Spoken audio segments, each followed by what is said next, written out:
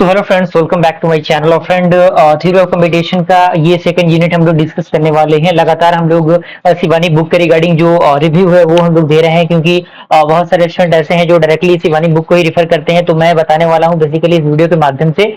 और एक यूनिट हमने ऑलरेडी कवर अप किया हुआ है कि आपको कौन कौन से टॉपिक्स कवर अप करने हैं और कौन कौन सी चीजों को रिमूव करना है, उसके बारे में हम लोग पॉइंट ऑफ व्यू पे बात करने वाले हैं। तो वीडियो काफी इंटरेस्टिंग होने वाला है, वीडियो में अंत तक बने रहिएगा।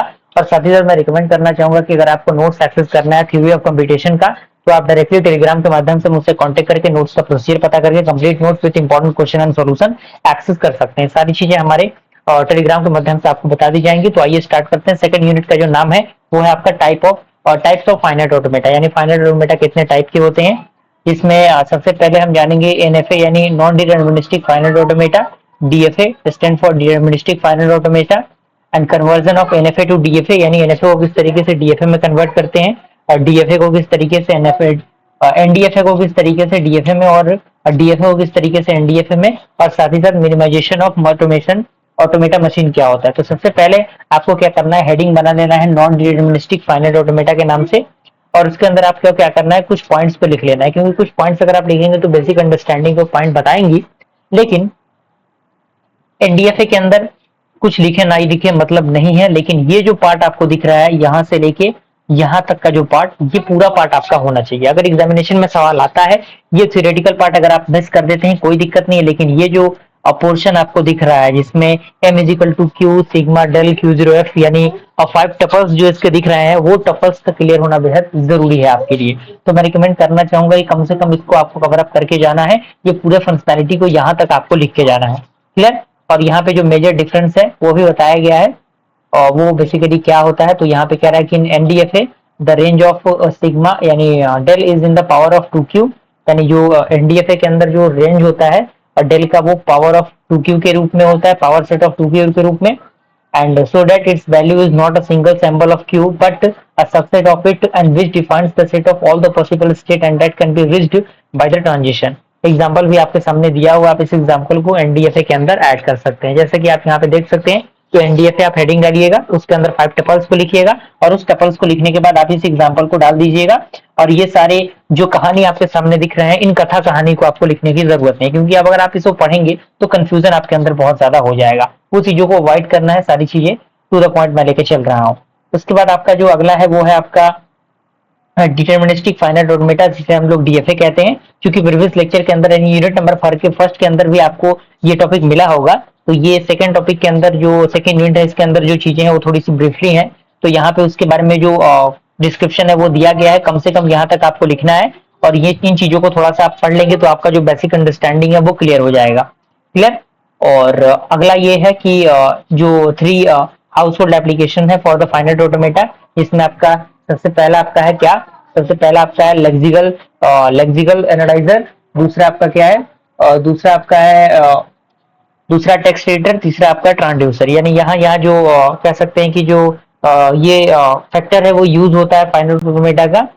और जो अगला टॉपिक आपको देख लेना है, एनएफए और डीएफए के बीच का डिफरेंस आपको देख लेना है। यानी एनडीएफए और डीएफए के बीच का डिफरेंस थोड़ा सा आप लोग गूगल मैप का स्टाफ जो गूगल है उसका थोड़ा सा हेल्प लीजिएगा, और वहां से जो इनके बीच का डिफरेंस है आप लिख लीजिएगा प्रॉपर चार्ट बना के, क्योंकि आप इसको पढ़ेंगे तो आपको चीजें समझ में नहीं आएंगी, है कि नहीं। तो समय आपको बचाना है, चीजें आपको बेहतरीन तरीके से तैयार करने की जरूरत है।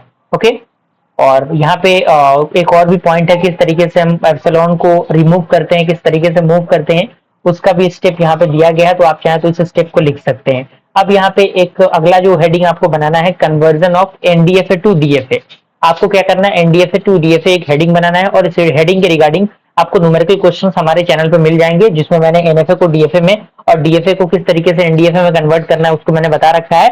तो जो हमारा टीयूसी का प्लेलिस्ट है उसको आप एक्सेस कीजिएगा। प्लेलिस्ट का मैं लिंक जो है वो नीचे डिस्क्रिप्शन बॉक्स में दे दूंगा। आप वहां से इस टॉपिक को अच्छी तरीके से कवर अप कर सकते हैं, क्योंकि इसके अंदर बहुत सारी चीजें आपको समझ में नहीं आएंगी, और वहां से अगर आप देख लेंगे तो बेसिक अंडरस्टैंडिंग आपका क्लियर हो जाएगा, और साथ ही साथ न्यूमेरिकल क्वेश्चंस भी आपको मिल जाएंगे। ओके। उसके साथ साथ उस वीडियो को देखने के बाद, और ऐसा नहीं कि आपको वही वीडियो देखना है, आप यूट्यूब पे सर्च करेंगे तो बहुत सारे चैनल्स के बहुत सारे लेक्चर्स आपको मिल जाएंगे। आपको जो सफिशिएंट लगे, जो बेहतर लगे, आप उसको देखिए और उन न्यूमेरिकल क्वेश्चन को प्रैक्टिस कीजिए। प्रैक्टिस के लिए इतने सारे क्वेश्चन आपको इस शिवानी बुक के अंदर मिल जाएंगे। तो इसमें से 4-5 क्वेश्चन भी अगर आप कन्वर्जन पे देख लेते हैं तो एक आध क्वेश्चन तो डायरेक्टली एग्जामिनेशन में पूछे ही जाते हैं, तो आपका जो बेसिक अंडरस्टैंडिंग है वो क्लियर हो जाएगा, कोई दिक्कत परेशानी नहीं होगी। ओके, और सारी चीजें आपके अंडरस्टैंडिंग पर डिपेंड करती हैं, आपके रिवीजन पे डिपेंड करती हैं। जितना ज्यादा आप रिवीजन करेंगे, जितना ज्यादा आप अपने आप पे समय देंगे इन चीजों पे, तो आपके लिए बेहतर रहेगा। क्योंकि कोई भी लेक्चर कितना भी प्रोवाइड कर दे तब तक फायदा नहीं होने वाला जब तक आप खुद से आप मेहनत नहीं करेंगे। और कंसिस्टेंसी और डेडिकेशन बेहद जरूरी है किसी भी एग्जामिनेशन के रिगार्डिंग, चाहे वो आपका सेमेस्टर एग्जामिनेशन हो या फिर इंटरव्यू का प्रिपरेशन हो, सारी चीजें वहीं पे डिपेंड करती है। अब जो मिनिमाइजेशन है, minimize state of the following finite automata, यानी कुछ इस प्रकार से भी क्वेश्चन पूछ देता है कि कुछ फाइनाइट ऑटोमेटा आपको दे देगा और उसके रिगार्डिंग क्या देगा कि इसको मिनिमाइज करिए। तो जितने भी न्यूमेरिकल क्वेश्चन है इसमें से अगर आप आधे से अधिक भी प्रैक्टिस कर लेते हैं तो आपका काम बन जाएगा। अब जो अगला टॉपिक आता है उसमें आपका आता है regular expression, Arden's theorem and meaning of union, intersection, concatenation and closure and two way DFA. तो सबसे पहले हम बात करें अल्फाबेट एंड स्ट्रिंग, यानी एक्सप्रेशन, रेगुलर एक्सप्रेशन को जानने से पहले अल्फाबेट और स्ट्रिंग का जानना बेहद जरूरी है। तो अल्फाबेट के बारे में एक्सप्लेनेशन यहाँ पे दिया गया है। आप क्या कीजिएगा, अल्फाबेट नाम से एक हेडिंग बनाइएगा और उस हेडिंग के अंदर सबसे पहला पॉइंट लिखिएगा, यानी alphabet is a finite set of symbols, यानी अल्फाबेट जो होते हैं वो फाइनाइट सेट ऑफ सिंबल्स होते हैं। And in the case of common language such as English, we would want to alphabet to include 26 letters, both the uppercase and the lowercase। यानी कहने का मतलब क्या है कि अगर हम इंग्लिश लैंग्वेज की बात करें तो वहां पे 26 अल्फाबेट होते हैं जिसमें सारे अपर केस, लोअर केस और जो ब्लैंक स्पेसेस और वेरियस पंक्चुएशन सिंबल्स जो होते हैं वो आते हैं, वो भी यूज किए जाते हैं। And in the case of programming language, लेकिन प्रोग्रामिंग लैंग्वेज के पॉइंट ऑफ व्यू से we want to add the 10 numeric digit, यानी उस कंडीशन में हम 10 न्यूमेरिक डिजिट का ही यूज करते हैं। तो अल्फाबेट आपका क्लियर हुआ। अल्फाबेट के रिगार्डिंग इतने पॉइंट्स काफी हैं आपके लिए। आप एरो देके पॉइंट को लिखिएगा तो आपको जो बेसिक अंडरस्टैंडिंग है वो समझ में आएगी कि चीजें किस तरीके से, क्योंकि अगर पैराग्राफ लिखेंगे तो चीजें भद्दी लगती हैं, उससे बेहतरीन नहीं लगता है कि नहीं। स्ट्रिंग क्या होता है, तो इसमें कह रहा है कि स्ट्रिंग, जिसे हम लोग वर्ड भी कहते हैं, is a finite sequence of symbols juxtaposed. जैसे एग्जांपल की हम बात करें, A B and C are symbol, यानी ए अलग हम लिखें, बी अलग लिखें, सी अलग लिखें तो वो क्या है, सिंबल है। लेकिन अगर हम तीनों को कंबाइन करके लिख दें तो वो बेसिकली क्या हो जाएगा, स्ट्रिंग हो जाएगा। ओके, अगर हम लेंथ फाइंड आउट करना चाहें तो लेंथ फाइंड आउट कर सकते हैं, उसका डिनोशन डब्ल्यू होता है मॉडुलस में, and is the number of symbols in the string. और जैसे एग्जांपल की हम बात करें तो यहाँ पे देख सकते हैं ए बी सी डी अगर आपका स्ट्रिंग है तो उस स्ट्रिंग के अंदर जो लेंथ है उसका लेंथ कितना है, 4 है। क्लियर हुआ। उसके बाद प्रीफिक्स है, प्रीफिक्स के बाद आपका कॉन्केटिनेशन है। कॉन्केटिनेशन बेसिकली अगर दो स्ट्रिंग को आपस में ऐड करना है तो वही आपका कॉन्केटिनेशन कहलाता है। जैसे आपका डब्ल्यू आपका एक स्ट्रिंग दिया हुआ है, वी आपका एक स्ट्रिंग दिया हुआ है, अगर हम इसके कॉन्केटिनेशन की बात करें तो डब्ल्यू भी क्या होगा, A1 A2 dot dot dot and up to N term तक, और इनटू इसी के साथ क्या होगा, B1 B2 and up to M term तक होगा। तो ये आपका क्या है, बेसिकली कॉन्केटिनेशन है। क्लियर हुआ। उसके बाद नल सेट क्या होता है और इम्पीटी स्ट्रिंग क्या होता है वो भी आपको जानना जरूरी है, क्योंकि डायरेक्टली न्यूमेरिकल क्वेश्चन सॉल्व करने में ये सारी चीजें मदद करती हैं।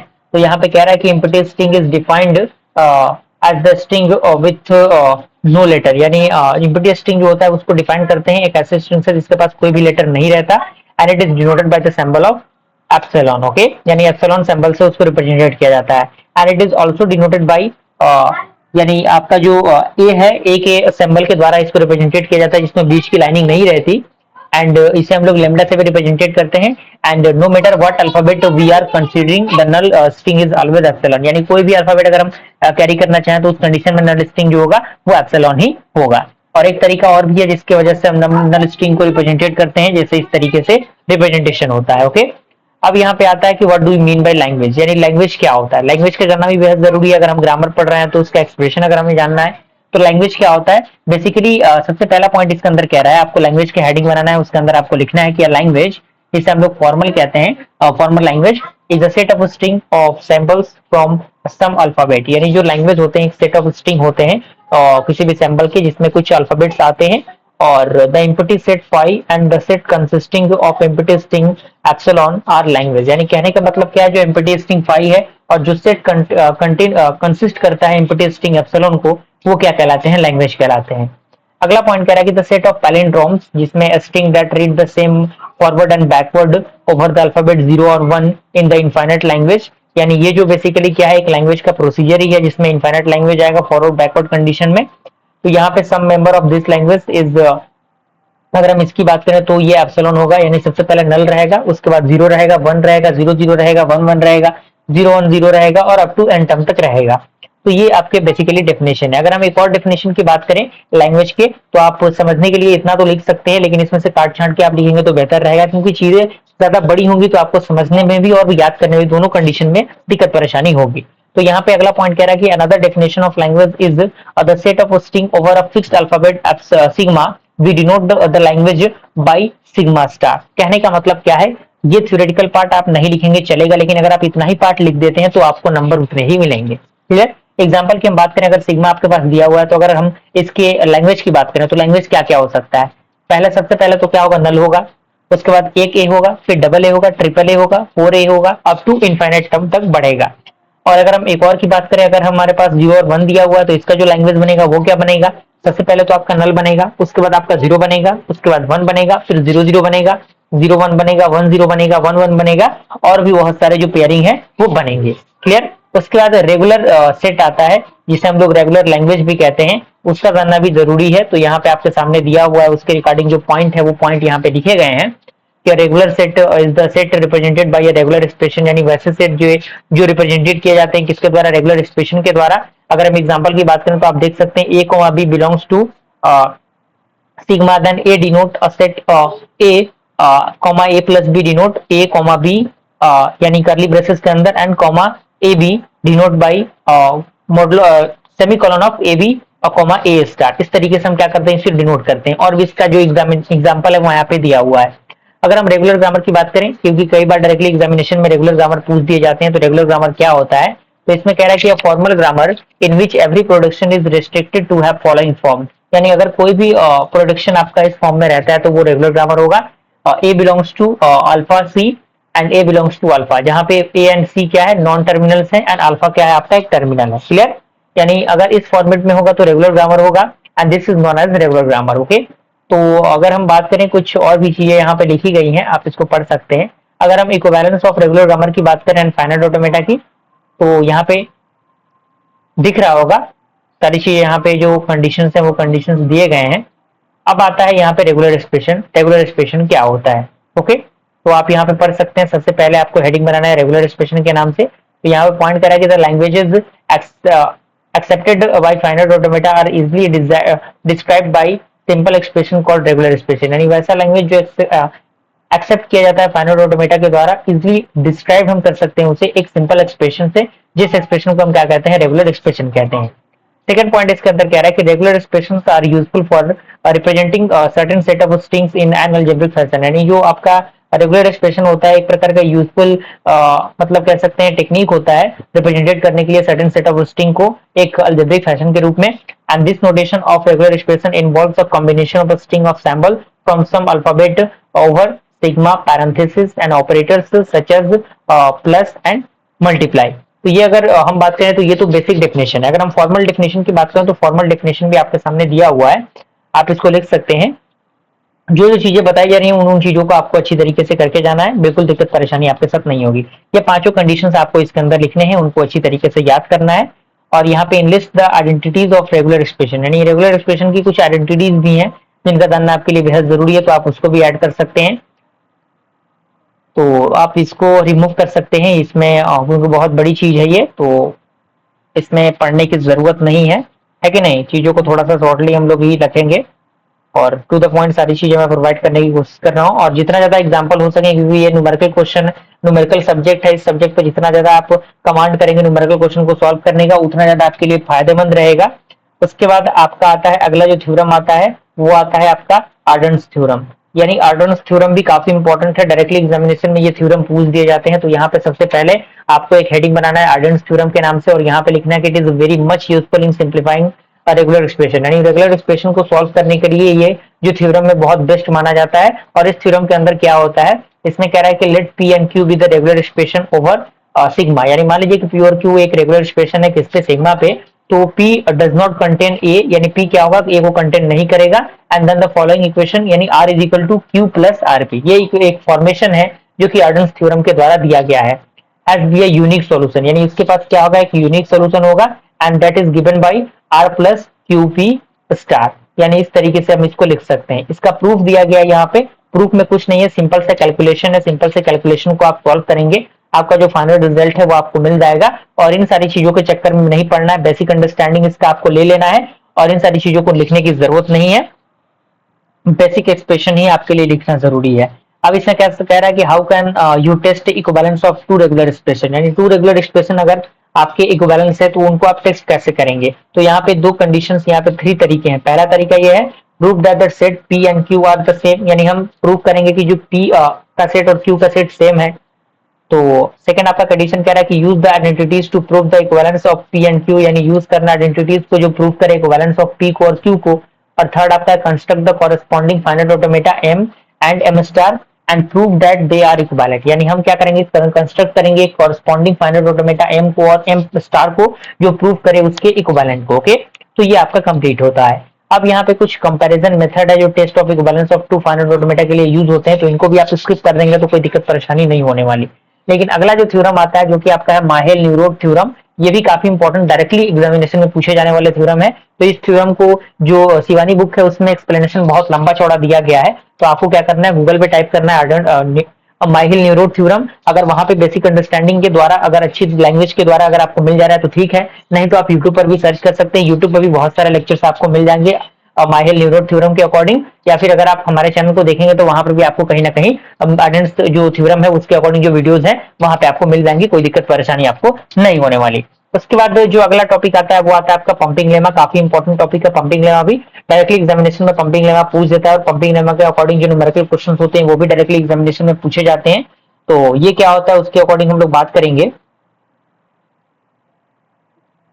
तो फ्रेंड यहाँ पे हम देख सकते हैं पंपिंग लेमा क्या होता है। पंपिंग लेमा के नाम से आपको एक हेडिंग बनाना है, काफी इंपॉर्टेंट काफी पॉपुलर टॉपिक है। तो यहाँ पे सबसे पहला पॉइंट कह रहा है कि pumping lemma gives a method of pumping, जिसे हम लोग जनरेटिंग कहते हैं many input string from a given string, यानी कहने का मतलब क्या कि पंपिंग लेमा एक प्रकार का मेथड को प्रोवाइड करता है जिसकी मदद से हम बहुत सारे इनपुट स्ट्रिंग को फॉर द गिवन स्ट्रिंग क्या कर सकते हैं जनरेट कर सकते हैं।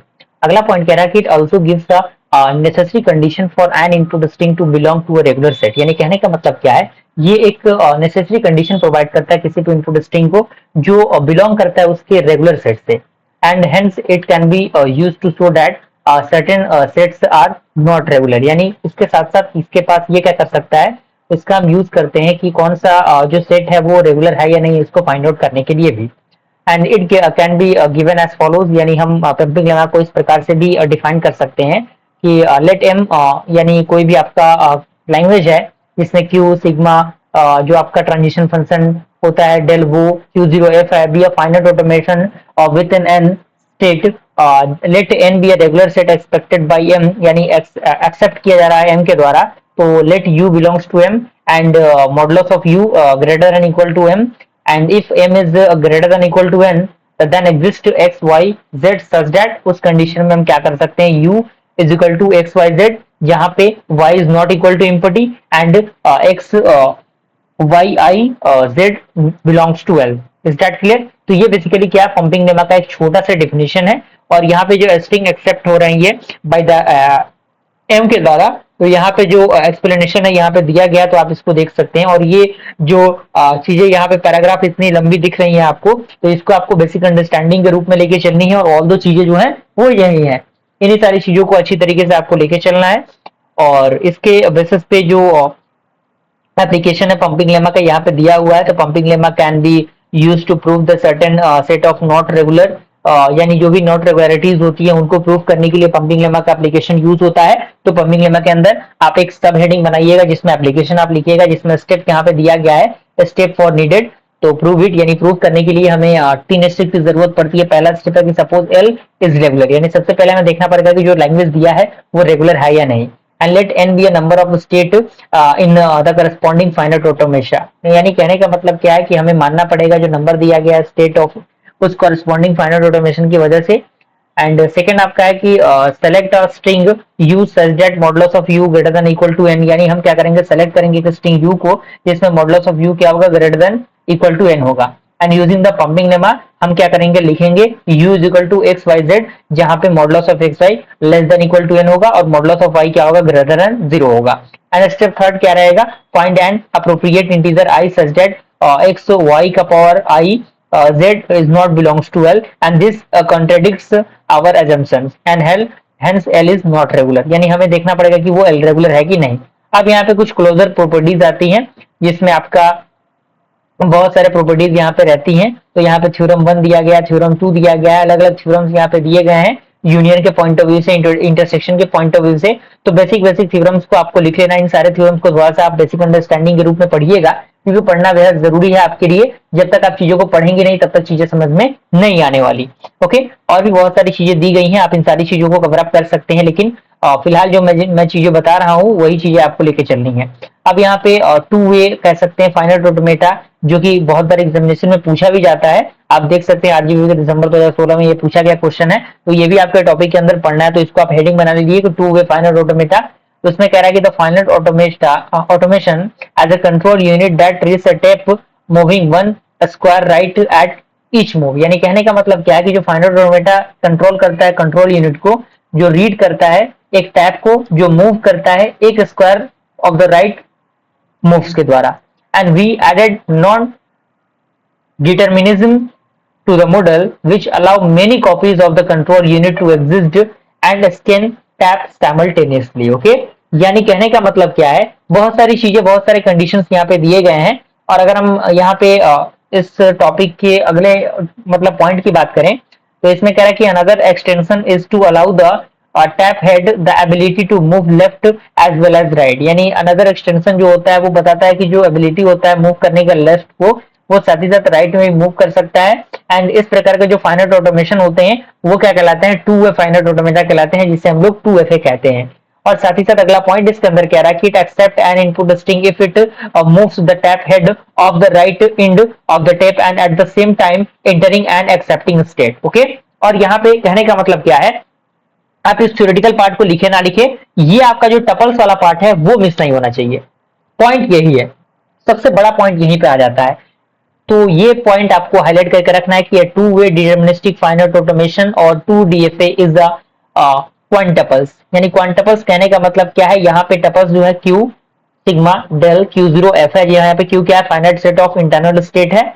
सिग्मा क्या है, फाइनाइट सेट ऑफ सिंबल्स, जिसे हम लोग अल्फाबेट कहेंगे। Q0 इनिशियल स्टेट है, F क्या है, फाइनाइट स्टेट है। और Q सिग्मा जो आपका डेल है वो क्या है, एक ट्रांजिशन फंक्शन है, जहाँ पे Q into sigma 2Q into L, R ये है। तो इतना कंडीशन यहाँ पे इतना तक आपको लिख के आना है, किसी भी हाल में छोड़ना नहीं है। और इससे रिलेटेड जो न्यूमेरिकल क्वेश्चन होते हैं, एक आध न्यूमेरिकल क्वेश्चन को आप प्रैक्टिस कर लीजिएगा। सारी चीजें यहाँ पे दी गई हैं। और जो रेगुलर एक्सप्रेशन है, रेगुलर एक्सप्रेशन, ग्रामर है, ग्रामर पे रिलेटेड, पंपिंग लेमा पे रिलेटेड, ये सारे न्यूमेरिकल क्वेश्चंस यहाँ पे दिए गए हैं। तो यूट्यूब पे बहुत सारे लेक्चर्स आपको मिल जाएंगे, गूगल पे बहुत सारे मटेरियल्स आपको मिल जाएंगे, हमारे चैनल में बहुत सारे मटेरियल्स आपको मिल जाएंगे। तो उन सारे मटेरियल्स को आप देखिए, अगर नोट्स आपने एक्सेस किया तो उस नोट्स के अंदर भी बहुत सारी चीजें मिल जाएंगी। और इन न्यूमेरिकल क्वेश्चंस में से अगर आप 8-10 न्यूमेरिकल क्वेश्चन प्रैक्टिस कर लेते हैं तो आपके एग्जामिनेशन के लिए बहुत ही बेहतरीन हो जाएगा। कितना भी भास्ट क्वेश्चन पूछ दे, आप उस क्वेश्चन को अच्छी तरीके से अटेम्प्ट कर सकते हैं, बना सकते हैं, कोई दिक्कत परेशानी आपके साथ नहीं होने वाली। ओके, तो मुझे पूरी उम्मीद है कि ये सारी चीजें आपको समझ में आ रही होंगी। और अपने फ्रेंड्स सर्कल में भी चीजों को थोड़ा सा शेयर कीजिएगा, ताकि वो लोग भी इन चीजों का फायदा उठा सकें। क्योंकि देखिए, ये सब्जेक्ट ऐसा सब्जेक्ट है जिस सब्जेक्ट में थ्योरेटिकल पार्ट से कोई मतलब नहीं रहता। मोस्ट ऑफ द केसेस क्या होते हैं, न्यूमेरिकल पार्ट ही है। और जितना ज्यादा आप न्यूमेरिकल पार्ट का प्रैक्टिस करेंगे उतना ज्यादा आपके लिए फायदेमंद रहेगा। और इसी के साथ जो हमारा सेकेंड यूनिट है वो हमारा क्या होता है, कंप्लीट होता है। कुछ और भी इसके अंदर स्टेप्स दिए गए हैं, तो इन स्टेप पे ध्यान देने की आपको जरूरत नहीं है। सारी चीजें यहाँ पे मेंशंस हैं और कुछ मैथमेटिकल इंडक्शन भी दिए गए हैं, तो इसको भी आप स्किप कर सकते हैं। ऑल दो वही चीजें हैं जिसमें regular expression, pumping lemma, NDFA to DFA, और जितने न्यूमेरिकल क्वेश्चन आप प्रैक्टिस करेंगे उतना ज्यादा आपके फायदेमंद रहेगा। तो इसी के साथ हमारा जो सेकंड यूनिट होता है वो कंप्लीट होता है। जल्दी मिलेंगे हम लोग थर्ड यूनिट के साथ। फ्रेंड सर्कल में शेयर कीजिए चीजों को, ताकि वो लोग भी इन चीजों का फायदा उठा सके अगले वीडियो में। तब तक के लिए थैंक यू।